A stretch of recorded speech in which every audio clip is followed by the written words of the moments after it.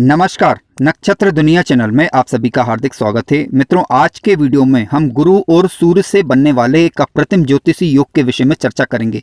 यदि किसी की कुंडली में शुभ भावों के अंदर गुरु और सूर्य एक साथ बैठ जाएं, तब ये जीवन काल में किस प्रकार का प्रभाव लेकर आते हैं, इसे ही समझने का प्रयास आज के वीडियो में किया गया है। यदि आप चैनल पर नए हैं तो चैनल को सब्सक्राइब अवश्य करें। आइए शुरू करते हैं।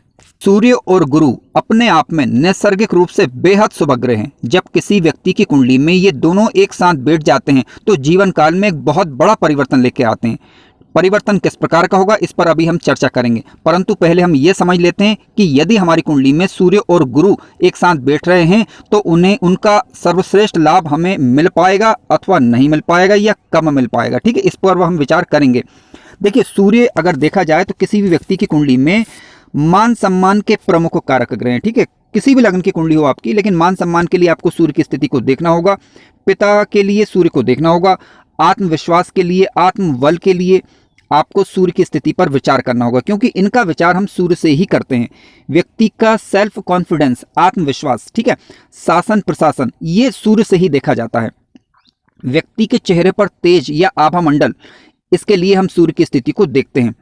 गुरु की बात करें तो गुरु प्रमुख रूप से ज्ञान के प्रमुख कारक ग्रह हैं। शिक्षा के कारक हैं, धन के कारक हैं, विवाह के कारक हैं, संतान के कारक हैं। यानी जीवन में प्राप्त होने वाले किसी भी प्रकार की शिक्षा हो तो उसमें बिना गुरु की स्थिति को देखे हम ये निर्धारण नहीं कर सकते कि व्यक्ति की शिक्षा किस प्रकार से होगी। तो यानी गुरु पर आपको विचार करना ही होता है। लेकिन जब ये दोनों शुभ ग्रह एक साथ आ जाते हैं तो किसी भी भाव में जब बैठते हैं तो उस भाव को मजबूती देने का प्रयास ये करते हैं। यानी उस भाव से संबंधित आपको सर्वश्रेष्ठ रिजल्ट देखने को मिलते हैं।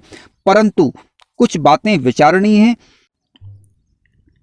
मित्रों, यदि आपकी कुंडली में गुरु और सूर्य की युति बन रही है तो ऐसी स्थिति में आपको कुछ बातें विचारनी होगी। यानी आपको देखना होगा कि लग्न कौन सा है, क्योंकि गुरु और सूर्य की युति मेष लग्न में, यानी 1 नंबर का राशि का अंक लिखा हो लग्न भाव में, पहले भाव में, या 4 नंबर यानी कर्क लग्न में, या फिर सिंह लग्न में, वृश्चिक लग्न में, धनु लग्न में और मीन लग्न में। ठीक है, इन लग्नों में यानी मेष, कर्क, सिंह, वृश्चिक, धनु और मीन, इन लग्नों में गुरु और सूर्य की युति अच्छा प्रभाव देगी। क्यों? क्योंकि देखिए, गुरु भी इनमें कारक होता है और सूर्य भी इन लग्नों में कारक ग्रह होता है। यानी दोनों कारक ग्रह बन गुरु और सूर्य की युति का अच्छा लाभ मिले, इसके लिए दूसरी बात यह है कि हमें देखना होगा सूर्य और गुरु की युति किन भावों के अंदर बन रही है।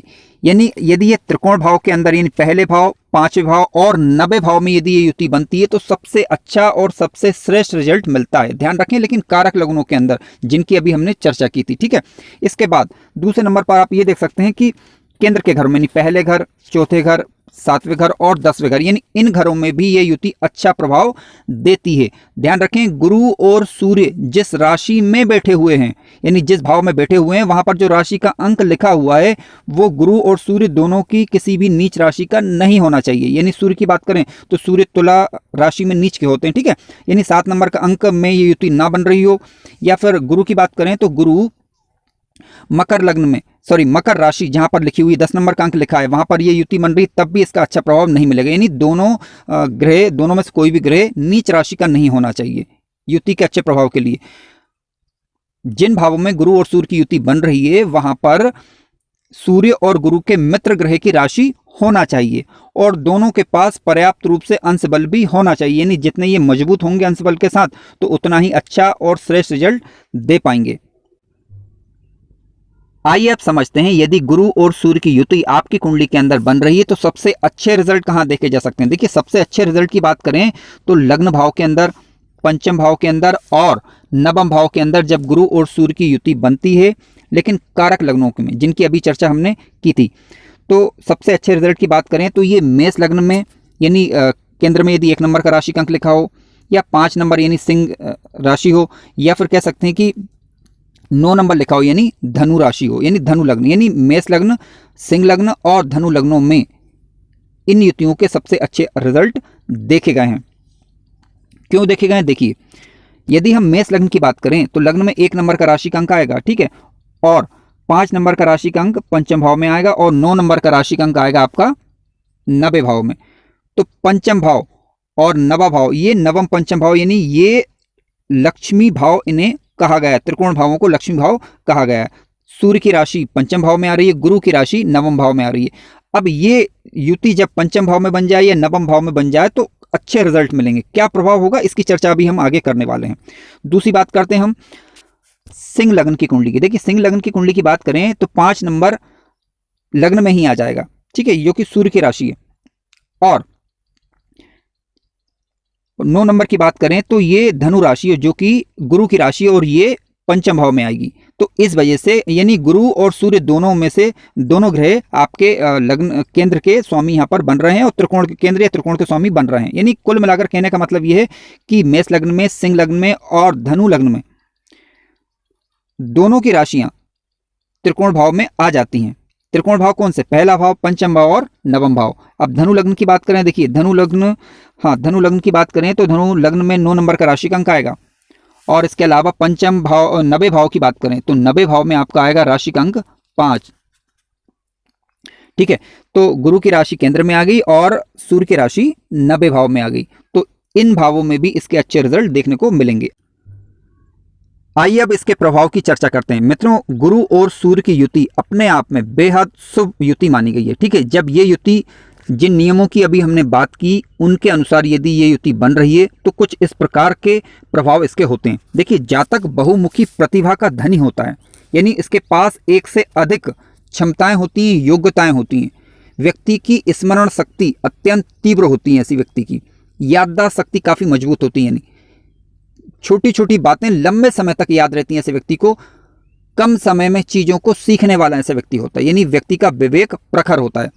उच्च स्तरीय शिक्षा प्राप्त करता है, शिक्षा की स्थिति काफ़ी मजबूत हो जाती है व्यक्ति की, क्योंकि गुरु शिक्षा के कारक हैं और सूर्य का साथ मिल जाने के कारण गुरु अपना अच्छा प्रभाव दिखा पाते हैं। व्यक्ति सफलताएं दर्ज करता है, शासन प्रशासन से ऐसे व्यक्ति को लाभ होता है। धर्म के अनुसार आचरण करने वाला ऐसा व्यक्ति होता है। सरकारी पदों पर, उच्च पदों तक ऐसा व्यक्ति पहुंचने का सामर्थ्य रखता है। पिता और गुरु के साथ व्यक्ति के जो संबंध होते हैं वो अच्छे और मधुर बने रहेंगे, यानी व्यक्ति पिता का सम्मान भी करेगा, गुरु का सम्मान भी करेगा। प्रशासनिक क्षेत्र या सरकारी क्षेत्रों में से व्यक्ति को लाभ होता है। व्यक्ति अच्छा लेखक, अच्छा राइटर हो सकता है। हालांकि इसके लिए बुध की स्थिति देखना जरूरी है, परंतु फिर भी गुरु और सूर्य का अपना एक विशेष प्रभाव होता है, तो व्यक्ति को एक उच्च कोटि का शिक्षक बनाते हैं। धर्म गुरु उच्च स्तर के ऐसे व्यक्ति हो सकते हैं। किसी भी कार्य को करने की क्षमता ऐसे व्यक्ति के अंदर भरी रहती है, यानी साहस होता है उनके अंदर। मित्रों, ध्यान रखें कि हम यहाँ पर किसी बुरे ग्रह के प्रभाव की चर्चा नहीं कर रहे हैं, ठीक है। गुरु और सूर्य के साथ यदि राहु बैठा हुआ है, शनि बैठा हुआ है, तो इनके प्रभाव की चर्चा किसी अन्य वीडियो में हम करेंगे। अभी केवल हम गुरु और सूर्य के प्रभावों को देख रहे हैं।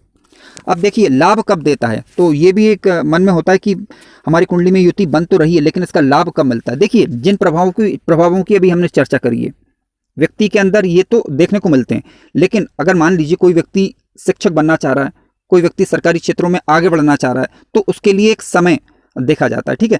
तो जब कभी भी सूर्य की दशा या अंतरदशा आएगी, उसमें गुरु का अंतर आएगा, या फिर गुरु की दशा या अंतरदशा में सूर्य का अंतर आएगा, या फिर गोचर काल के दौरान सूर्य और गुरु का संबंध बने, यानी युति बने किसी अच्छे भावों के अंदर, तब इसके प्रभाव देखने को मिलते हैं। आप सूर्य को बलवान करें, इसके लिए प्रतिदिन भगवान सूर्य को जल से आप अर्घ्य दें। गुरुवार का व्रत करें, भगवान विष्णु सहस्त्रनाम पाठ करें, तो आपको अत्यंत लाभ इसका देखने को मिलेगा, यदि आपकी कुंडली के अंदर यह योग बन रहा है। तो मित्रों, वीडियो अच्छा लगा हो तो लाइक जरूर करें और चैनल पर नए हो तो सब्सक्राइब भी करें। धन्यवाद।